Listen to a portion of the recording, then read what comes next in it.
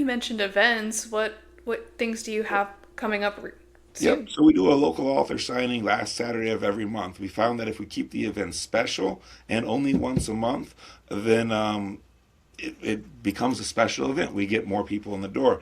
So we have and we always do three local authors at a time, so they can talk amongst themselves. Their friends come in and support the other local authors. It's been a very, very, very popular event for us. Um, the ones that didn't work, I tried a game night out.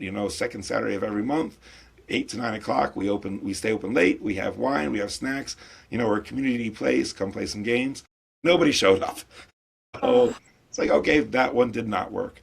We're hosting our first poetry reading this Saturday, so I'm interested to see how that goes. We do Taco Tuesday with Taco y Taco. So if you buy food from them on Tuesday, 5% off at my store. We do quite a lot of cross promotion with Taco y Taco. We did a heated rivalry night where two young ladies came to us and asked us to host it. We actually had probably over 60 people doing heated rivalry themed activities the Taco y Taco area. That was a very popular event for us. Um, we're looking into starting writers group meetings as well. Also using the Taco y Taco event space because of the larger space that they have there. So really, again, because we're so new, we're kind of throwing stuff at the wall. What works works. Why we only do it last Saturday of every month, because random signings in the middle of the month haven't worked for us, so we just don't do them. So our author signings are actually booked all the way out to the end of the year. We're already booking signings into next year because we that's can't make amazing. it. That's amazing. And I think too, like with the risk comes a reward. You have to try. Because then you figure out if it doesn't work for you, and then you figure out what works for you. Exactly, exactly. And one of the things, actually, another thing that fascinated me was we have over 100 local and indie authors in my store.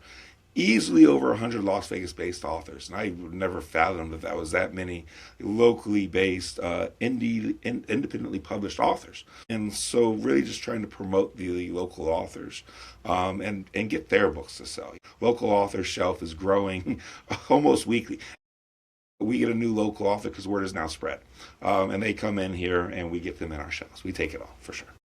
That's awesome. Because I know sometimes because I've moved around a little bit in my life, and it's always something special when you pick up a book of a city that you're familiar with and the author gets it just right. That's just such an amazing feeling. Yeah, definitely, definitely. And people, the indie books, they're good.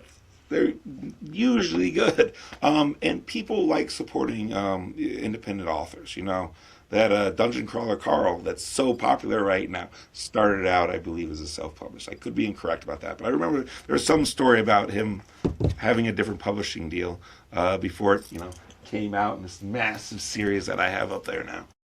Yeah, there's a I'm not a romancy girly listeners, like sorry if I get this wrong, but there's from in Florida, there was a author H.M. Wolf. She wrote a book called Daggermouth and it did really well and I think it just got picked up for like six figures. Yeah, Um and it's just amazing how word of mouth of like, hey, like this is a really great book. yep. BookTok maybe did it, Bookstagram made me do it. When I went into my local bookstore, they recommended it. It can really have a huge impact. The word of mouth. I feel like word of mouth is sometimes underrated lately, but Yes. even if it's through virtually, that's still the same thing of everyone influencing each other, but just also just sharing some joy and stuff. Yeah, exactly, exactly. People come in all the time and ask, do you have a recommendation here? Do you have a recommendation there? And it's one of the fun things about talking to people about, what do you like to read? Oh, maybe here or there. And because my staff and I have such varying reading interests, someone comes in and says, "What's a great fantasy series?" Hey Joe, you up, buddy? Um, Classics, nonfiction's a little bit more mine. Sci-fi, both my guys are heavy into fantasy and horror. So it's Yes. very interesting. Horror we can't keep in stock. That's super popular.